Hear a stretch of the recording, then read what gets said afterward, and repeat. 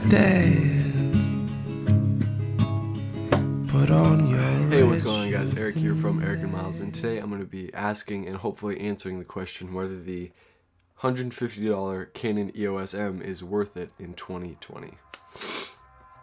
So this camera came out in 2012, so that makes it 8 years old. This is an 8-year-old camera, and since then it has gone down in price.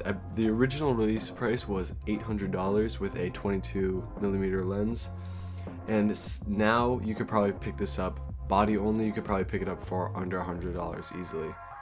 With a 18 to 55, you could probably pick it up for $150.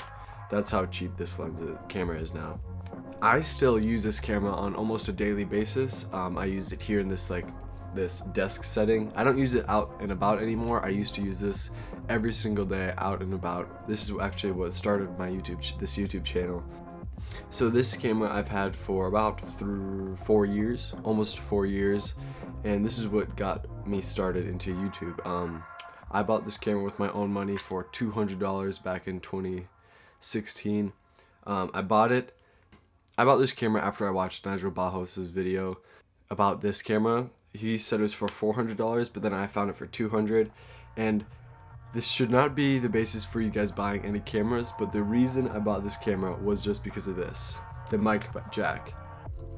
I don't know why, but back then all I wanted was a camera that could take an external microphone, and since then obviously I know that should not be a basis for buying a camera, but that is the main reason I bought it back then. But is it still worth it today? I personally think it is. For $150, you can get some great 1080p. It shoots 1080p up to 30 frames a second, and it shoots 720p up to 60 frames a second. So if you want, you could get a little slow-mo in there. You can shoot fully manual, or you can shoot fully auto, and the biggest perk of all is Magic Lantern. Magic Lantern is like a blessing from the gods. You can get 4K out of this camera just from Magic Lantern, 4K raw no less. That is just an insane plus. And you can get a bunch of different metering, zebras, all that just from Magic Lantern, which is a free download. So if you just downloaded Magic Lantern, use it, and you can get some crazy specs out of this camera. It is a 24.2 megapixel CMOS mirrorless sensor. I think this was Canon's first go at a mirrorless camera, and of course it wasn't the best, but it was a decent try. I'll say that, it was decent.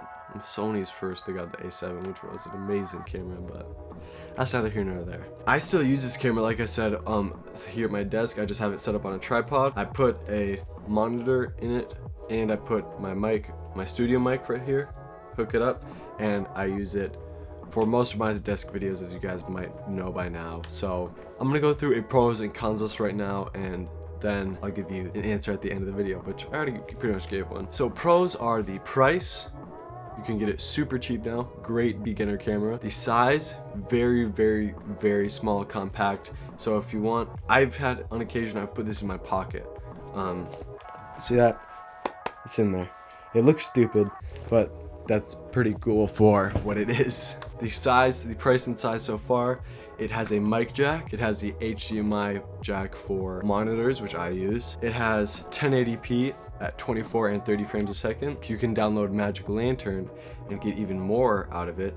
And it has continuous autofocus, which, I mean, it's not the best thing ever, but it by no means is terrible. So I'm gonna shoot some B-roll just with this camera right now. Oh yeah, also the image stabilization is pretty decent on this camera. So those are most of the pros.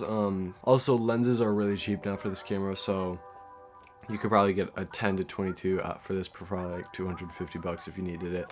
But yeah, that's pretty much it for the pros. Oh yeah, it does have continuous autofocus, like I said, so if you ever want to vlog, you can just hold it out like this, and it's very slow, but it should eventually get locked on your face, and then you can vlog with it.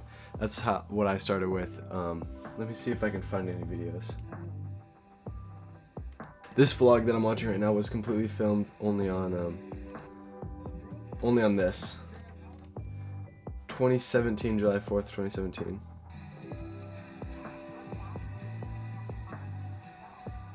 Dang, that brings back memories, not gonna lie. Brings back a lot of memories. But yeah, so that's pretty much it. Cons are slow autofocus, battery life sucks, that's about it. Oh yeah, and no 4K, but the camera's 8 years old, what do you expect? So yeah, that's pretty much it. Is it worth it? I think it is. For beginners, definitely worth it. For people that are just wanting to get into videography, yes. And for even me, I'm a pretty experienced filmmaker now, or videographer now, and I still use it as a desk camera, so is it worth it? I think it is.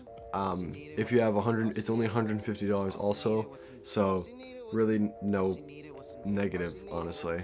So yeah, that's pretty much it. If you guys liked this video, remember to like, comment, and subscribe. Consider sharing with a friend if you thought it was cool or helpful.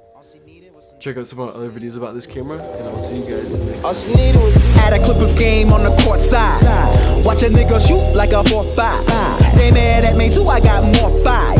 Why these bitches see you? Go home ride.